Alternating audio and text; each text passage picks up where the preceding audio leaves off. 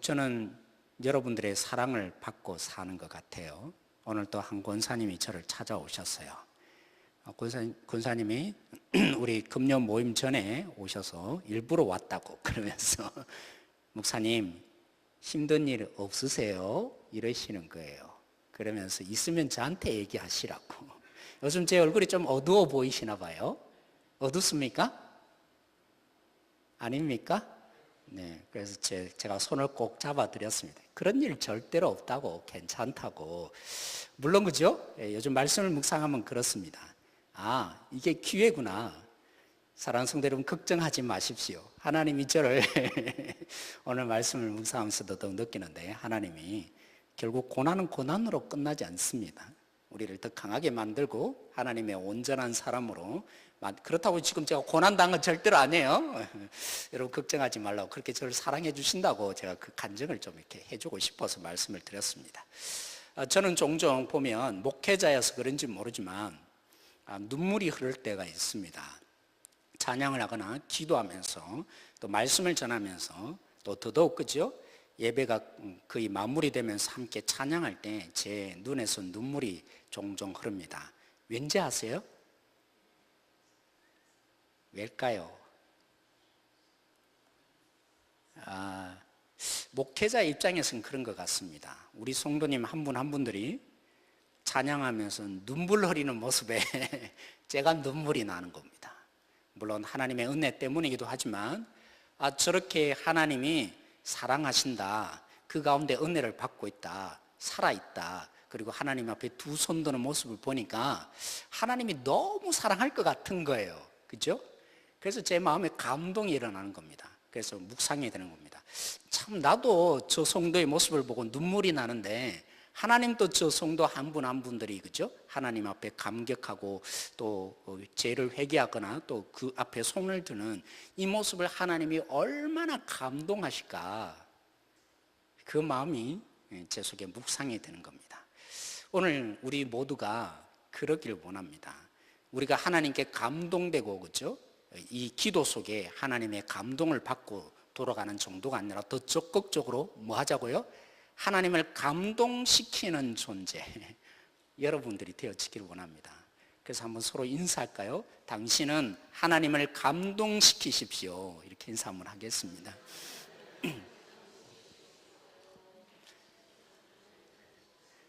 네, 오늘 이 자리 하나님의 감동을 받는 여러분이 되시고 또 그죠? 기도하는 가운데 야 은철아, 너 어떻게 나를 이렇게 감동시키냐?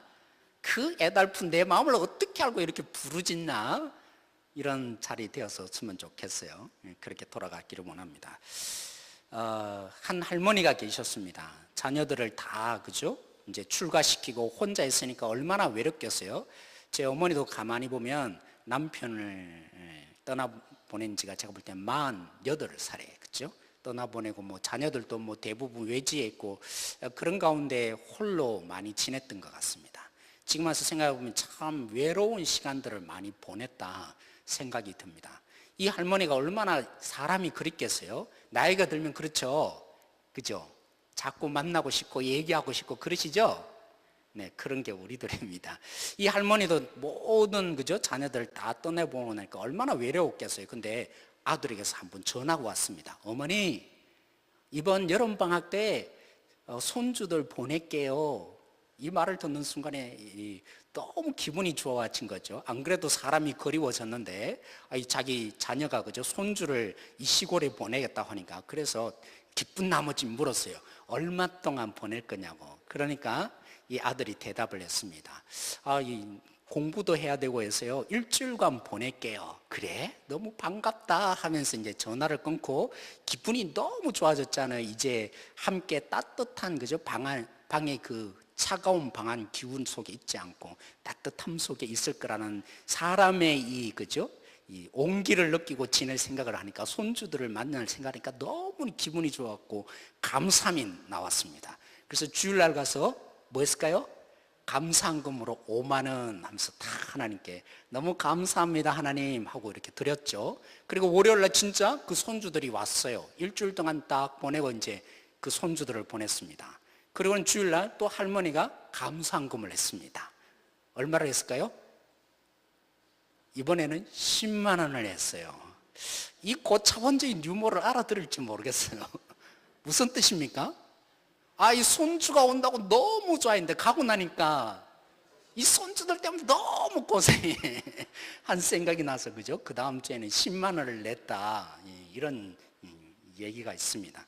우리는 그래요, 때로는. 그죠? 이런 일들이 이루어졌으면 참 좋겠다고 기대하고 때로는 기도를 했는데 언젠가는 나중에 이거 왜 들어줬지? 혹시 여러분 그런 경험은 없으세요? 마냥 좋기만 했던가요? 마냥 기쁘기만 했던가요? 내가 기대한 대로 다 이루어졌는데, 그죠? 우리 주양자매가 태어나기를 고대하고 기대를 했는데 태어나고 점점 자라면서 괜히 말했어요. 예를 괜히 들었어요. 때로는 그렇습니다. 제 딸아이를 보면, 그죠? 제 아내가 때로는 처음에 가지지 못한 것 때문에 두 번의 유산에 실패를 하고, 그죠? 얼마나 마음에 상처가 됐는지 몰라요. 나는 왜 안 될까? 나는 왜 순풍순풍 못 날까? 이런 마음의 상처가 있었지만 그 상처보다도 때로는 이 자녀로 인해서 울었던 순간이 제가 볼 때는 더 많았던 것 같아요. 성질나고, 그죠? 제대로 말도 안 듣고, 그죠? 심지어는 막 대들기까지 하고, 그죠? 또 그렇다고 이 예화를, 그죠? 시은아 너 그랬다며 이런 얘기 하시면 안 됩니다. 참 우리는 때로는 그렇습니다. 지나고 나면 그게 기쁜 일이 아니라 때로는, 그죠? 우리에게 아픔을 주고 후회가 되는 경우가 종종 우리 속에 있는 것 같습니다. 그렇다면 우리 하나님은 어떻습니까? 하나님이 오늘, 그죠? 이 본문 속에 이미 7절에 약속을 하셨습니다. 내가 온 땅에 너희들에게 충만케 해줄 것이다. 온 땅에, 그죠? 사람들로 가득 채워줄 것이다. 그런 복을 하나님이 약속하셨습니다. 오늘 이 본문에 드디어, 그죠? 고작 8명, 다 합쳐봐야 8명밖에 안 되는 이 노아의 가족들이 땅에 이제, 그죠? 거늘기 시작하고 이제 살기 시작합니다. 근데 실질적인 이 자손은 몇 명입니까? 3명이지 않습니까? 이 3명으로부터 하나님의 약속이 어떻게 이루어졌는지를 이제 쭉 뒤에 본문에 이제 시작하기 시작합니다. 그죠? 오늘 19절에도 뭐라고 표현하기 시작합니까? 이 세 아들로부터 어떻게 했다고요? 온 땅에 가득 채워졌다, 충만하여졌다. 쉽게 말하면 하나님이 8절에 약속한 대로 너희는 온 땅에 퍼져갈 것이며 이 땅에 충만하게 될 것이다. 하나님이 복을 약속하셨는데 이 세 아들로부터 드디어 그런 일들이 채워지기 시작하더라. 이렇게 시작을 하고 있습니다. 네, 논리적인 구조를 보면요, 그 다음 본문에 20절이 나타나야 되는 게 아니라 바로 10장으로 가야 합니다. 이 10장이 무슨 얘기입니까? 노아의, 그죠? 가족의 족보들이 이렇게 쭉 기록되어 있습니다. 그런데 이 족보들이 저도 옛날에 잘 모를 때는, 그죠? 이 아들들, 뭐 손주들 이렇게 쭉 기록된 것이 한편으로는 참 지루했어요. 여러분 그러시죠? 때로는 우리의 여러 번의 이 족보 얘기들이 때로는 우리에게 참 재미없는 책, 빨리 넘어가고 싶은 책, 때로는 같이 읽다 보면, 그죠? 이름도 잘 발음이 안 돼서 이런 내용들로 보여서 별로 재미없는 그런 책으로 보여집니다. 근데 이 책을 기록한 모세가 아주 재밌게 이 성경책을 기록한 것입니다. 처음에 하나님이 이 노아의 가족 세, 그죠? 셈과 함과 야벳을 통해서 이 땅에 충만한 그 하나님의 약속들이 성취되는 것이 어떻게 이루어졌는가, 이 10장이 노아의 이 가족들의 족보의 역사를 통해서 하나님이 특별하게 보여주고 있는 것입니다. 우리가 보기에는 아무것도 아닌 것처럼 보여지고 그냥 연대기적으로 이렇게 쭉 기록해 놓은 것처럼 보여지지만, 예를 들면 그렇습니다. 여러분 나중에 집에 가셔서 한번 찾아보십시오. 야벳이라는, 그죠? 두 번째, 세 번째 아들 있지 않습니까? 이 야벳의 후손에 대한 기록들이 있습니다. 거기에 자녀가 몇 명인지 아십니까? 7명을 기록해 놓고 있습니다. 그 7명 가운데 손주를 몇 명 기록한 줄 아십니까? 7명을 기록해 놓아요. 그런데 그 7명이 진짜 7명이냐? 아닌 것이죠. 왜냐하면 여기 기록된 손주 7명은 7명의 자녀가 있다 그랬어요. 그 7명의 자녀 중에 2사람, 5명은 빼고요, 다른 족보들은 그냥 생략을 해요. 7명의 자녀를 기록하고 그런 다음에 그 손주들을 보면 7명의 손주가 나타나는데 이 손주들은 5명의 자녀들은 빼고 두 명의 자녀인 여기 보면 고멜과 야완이라는 두 자녀가 낳은 그 손주 몇 명요? 7명을 기록하는 것이 보여집니다. 잘 보십시오. 그리고 심지어는 그죠? 가나안 땅에 정착해서 이 이스라엘 백성들이 결국에는 정복하여서 그들을 종으로 삼고 쫓아내야 될 그죠? 그 자손 원 사람이 누굽니까? 함의 후손들. 그 함의 후손들에 대한 기록도 보면 그렇습니다. 여러분, 이 함의 후손들 가운데 4명의 아들이 생깁니다. 그죠? 함이 낳았던 4명의 아들. 그 가운데 구스라는 사람을 여기 기록해놔요. 다른 사람들은 대부분 생략합니다. 구스를 기록하고 그 구스가 그죠? 낳은 아들이 몇 명일까요? 5명이 기록됩니다. 그리고 또 한 인물을 기록하면서 그 손주 2명을 기록해요. 그래서 몇 명요? 7명이라는 숫자를 굉장히 집착적으로 그려가고 있어요. 자, 굉장히 잘 생각하십시오. 그런 가운데 여기 기록된 이 모든 자손들은 누구냐 하면 바로 그죠? 온 땅에 퍼져 있었던 나라들, 그 나라가 이렇게 여러분들이 집에 가서 이렇게 줄을 그으면서 다 찾아보십시오. 몇 나라로 기록되어 있을까요? 아까 제가 힌트를 드렸어요. 야베스에 대한 족속을 얘기할 때도 지금 집착하는 게 뭐라고요? 7이라는 숫자에 집착하고 있고, 함이라는 그죠? 이 자손을 기록할 때도 7이라는 숫자에 집착을 하고 있어요. 그런데 셈과 함과 야벳이 나와서 온 땅에 퍼져서 나라를 이룬 그 나라를 몇 나라로 기록했을까요? 몇 나라요? 몇 나라일까요? 힌트 69, 70, 71 어느 것입니까? 그죠? 70나라를 여기에 기록해 놓고 있어요. 우리에게 그죠? 너무나 지루해 보이는 이 10장을 통해서 하나님은 어떻게 하나님께서 약속하신 대로 신실하게 이들 가운데 정말 충만한 하나님의 이 복을 흘러가게 하셨는지 이루고야 마시는 하나님에 대한 얘기를 우리가 읽으면서 느낄 수 있도록 10장에 그죠?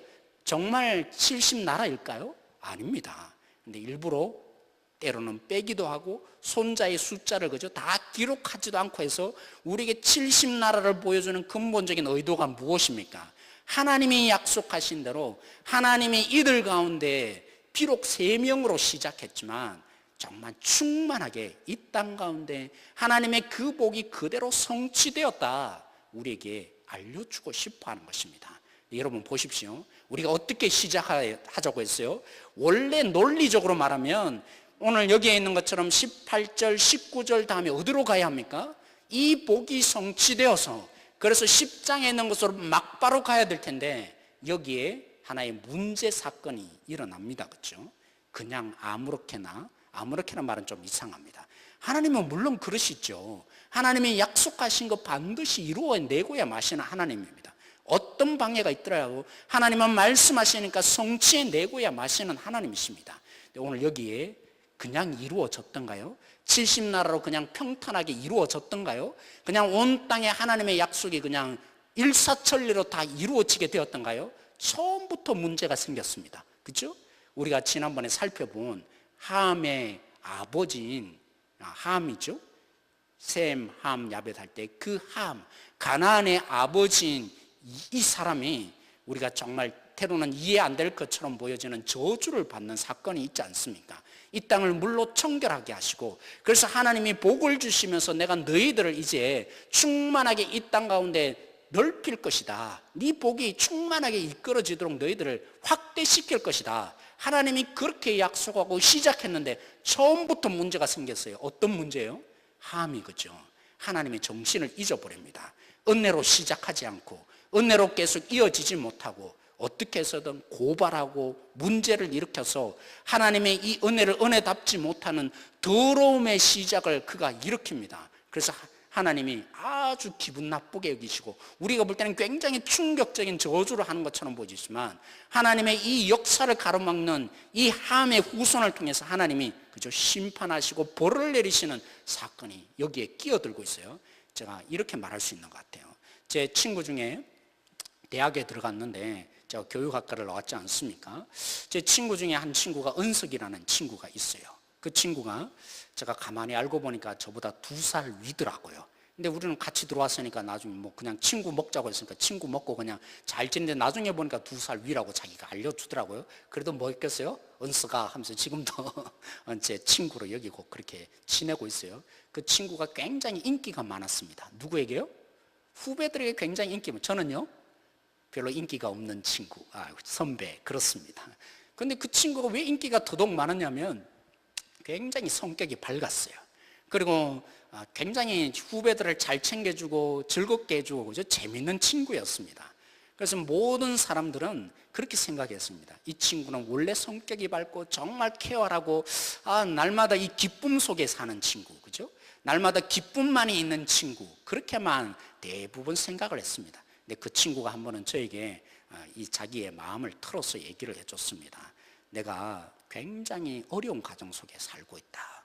굉장히 그죠? 지금도 돈이 별로 없어서 버스를 타고 다니기도 힘들어서 때로는 걸어서 학교까지 오기도 했다. 그렇게 얘기를 하더라고요. 그리고 가정도 굉장히 불우해서 아버지가 일찍 죽었는데 아버지가 또 별로 이렇게 행실이 별로 안 좋았다는 것이죠. 그런 가운데 어머니와 함께 정말 어렵게 살았다는 겁니다. 근데 이 아픔, 그죠? 자기의 눈물과 자기의 상처들을 드러내기가 싫은 것입니다. 감춰야 되니까 뭐 하겠어요? 반대의 성향을 자꾸 보여주는 겁니다. 나는 이 아픈 부분들을 드러내지 않을 거야. 나는 이 눈물을 드러내지 않을 거야. 나의 이 약점이 남에게 드러나는 게 싫어. 그러니까 뭐 하겠어요? 굉장히 케어한 것처럼, 나에게는 아무런 문제가 없는 것처럼, 그래서 되도록이면 농담하고 재밌게 보이려고 했다는 것입니다. 그런 가운데 그가 비유를 했습니다.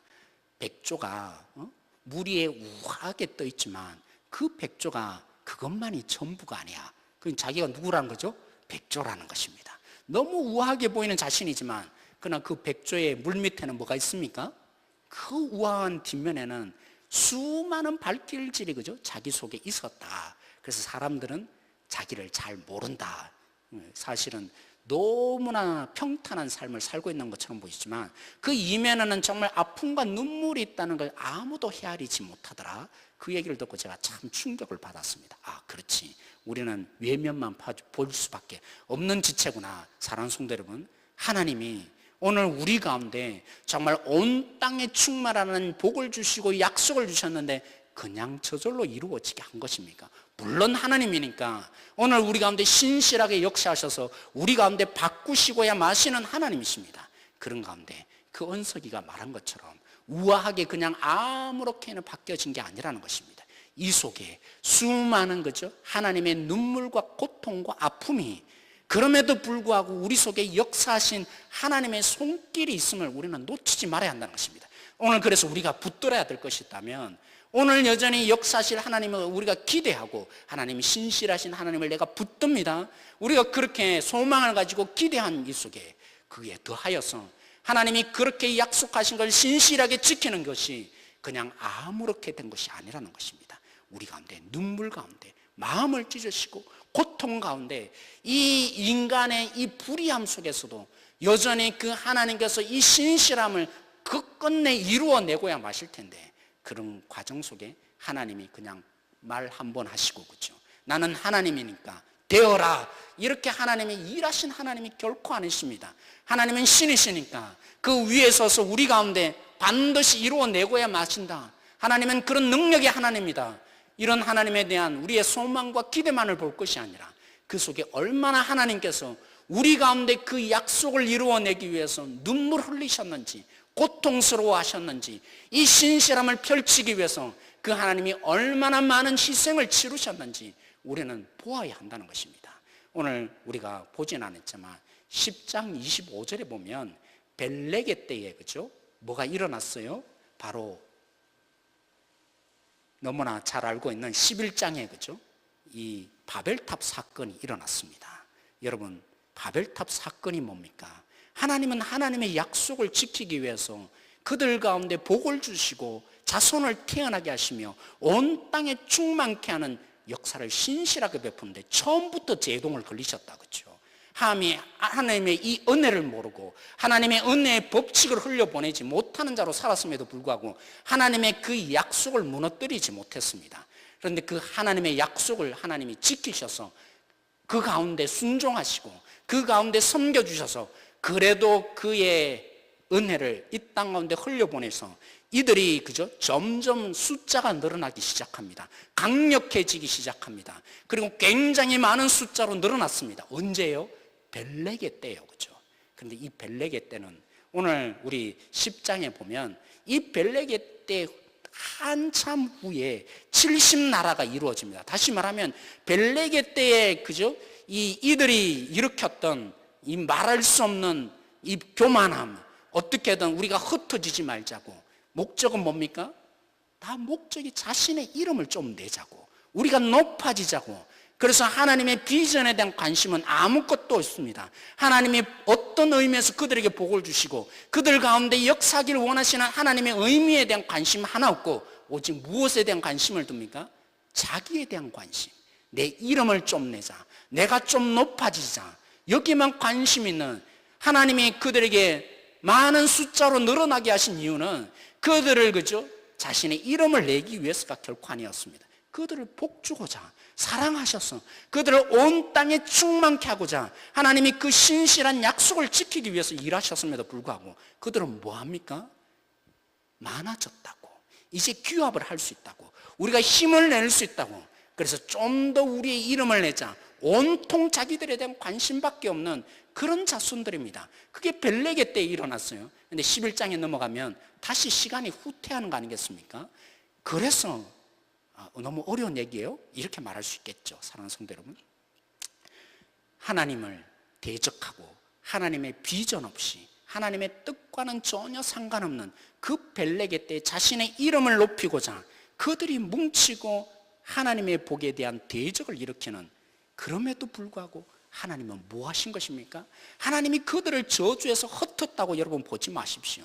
그 가운데 하나님이 여전히 그들을 이 땅 가운데 내가 충만케 하겠다, 내가 너희들 이 땅에 온전한 하나님의 그 모든 복으로 충만히 채워주겠다, 그 약속을 지키신 결과 그들이 흩어지게 된 것입니다. 가만히 내버려두면 그들이 그 속에서 여전히 하나님의 의미를 모르고 자기만을 위해서 살 백성이 뻔하기에 그들을 흩으시기까지 하시면서 하나님의 이 신실한 약속, 온 땅에 충만해지게 만들겠다는 그 약속을 지키고자 하나님이 섬겨주신 것입니다. 사랑하는 성도 여러분, 오늘 우리 가운데 그 하나님이 동일하게 역사하고 있습니다. 우리가 누구입니까? 우리는 그렇습니다. 장목사님이 늘 설교할 때 종종 얘기를 하듯이 우리는 빛을 싫어하는 존재입니다. 어느 날 한 목사님을 제 동기 목사님을 만났어요. 예수님을 진짜 만났다며 지금의 제가 기도를 들어봐도 완전히 달라지신 목사님입니다. 그래서 제가 한 번은 우리 교회 와서 한번 설교해 줄래? 이렇게 제가 얘기를 했어요. 그러니까 각오를 해야 된다고. 왜 각오를 해야 된다고 얘기했을까요? 사람은 기도권을 다 가지고 있어서 우리의 기도권을 내려놓으라고, 복음 앞에 진실하게 서라고 하면 다 싫어서 듣지 않을 거라고. 십자가가 뭐였습니까? 십자가가 과연 뭐였습니까? 예수님이 이 땅에 오셔서 우리의 이 죄악을 고발하기 위해서 오신 것입니까? 아니죠. 우리의 죄악, 죽음 속에 있는 우리를 고치기 위해서, 그래서 우리를 씻기시고 회복시키기 위해서, 그래서 너희들이 이런 존재라고 빛 가운데 우리를 비춰주는데 자신들의 약함이 드러나고 자신의 부족함이 드러나는 게 너무나 싫어서 예수를 없애야만 자기가 그나마 사람들 앞에서 내가 가진 기득권과 내가 가진 이 모든 것이 완벽해 보일 수 있는데, 그래서 그 예수를 싫어해서 십자가에 못 박았던 차례입니다. 그렇게 하나님을 거부하고 하나님의 치유를 거부한 그 자리 속에 하나님은 뭐 하셨습니까?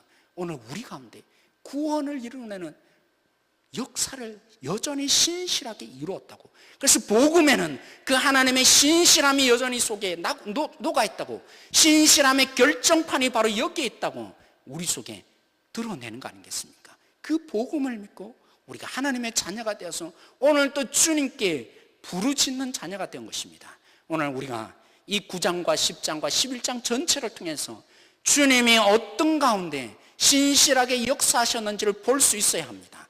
하나님께서 말씀하신 대로 한 번도 그 역사를 꺾어본 적이 없습니다. 하나님은 반드시 하나님의 약속한 거 이루어내고야 마시는 하나님이십니다.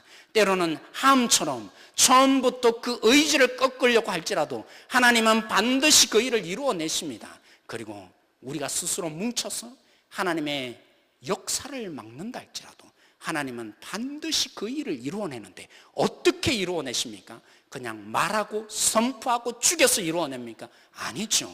하나님은 우리 가운데 여전히 낮아지시고 섬겨주시고 마음을 찢으시고 희생하여서 하나님의 그 역사를 이루어내시는 하나님이십니다. 그래서 오늘 우리는 기도할 때 그 하나님을 볼 수 있어야 합니다. 우리가 볼 때는 너무나 미약해 보이지만 하나님은 하나님의 뜻을 반드시 이루어내실 것이라는 그 하나님의 신실함을 볼 수 있어야 합니다. 그 하나님의 신실함 속에 무엇이 녹아 있습니까? 하나님의 죽으심이 녹아 있습니다. 하나님의 희생이 녹아 있습니다. 우리를 위해서 끝까지 그 약속을 이루어내기 위해서 하나님의 뜻을 모르는 우리를 위해서 끝까지 낮아지셔서 우리 가운데 죽음을 불사하시고 이 일을 이루어내는 신실한 하나님을 믿게 만드시기 위해서 하나님 자신이 희생하고 죽는 위치에 서는 것을 우리는 오늘 기도 가운데 발견하고 돌아가기를 원합니다. 하나님이 얼마나 마음 아파하셨고 하나님이 얼마나 많은 눈물 가운데 오늘 여기 가운데 우리를 세워주셨는지 그 하나님을 놓치지 않는 우리 모든 성도들이 되어지기를 원합니다. 그 마음이 오늘 우리 가운데 기도할 때 한 영혼 한 영혼 오늘 우리 부르짖는 가운데 부어지는 역사가 일어나기를 소망합니다. 마지막으로 한 영상을 우리가 함께 보고 같이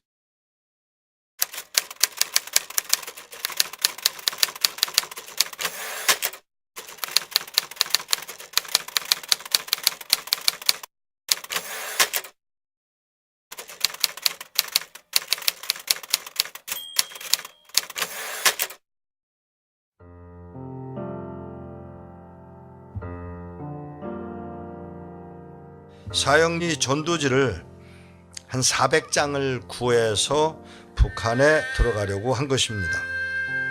그리고 생명의 말씀사에서 전도지를 구입해서 북한 땅으로 향하게 됩니다. 저는 들키지 않고 무사히 전도지를 북한으로 갖고 들어갔는데 막상 이것을 누구에게 전해 주려고 할 때 막막하기 짝이 없었습니다. 왜냐하면 이렇게 보여주고 설명을 해야 되는데 그런 상황이 아니었기 때문입니다. 지금도 그렇지만 그 시절엔 더욱더 어려웠던 때였습니다. 어떻게 하면 될까 고민을 하다가 뾰족한 수가 생각이 나질 않았습니다. 그리고 평양을 떠나는 날이 왔습니다. 그런데 비행기를 타고 떠나면 그냥 짐을 비행기에다 실으면 되는데 기차로 이동을 한다는 거예요. 마음이 두근거리게 됩니다. 신의주까지 가는 기차를 타게 되는데 감시원이 저희 옆을 그림자처럼 따라다니고 있었습니다.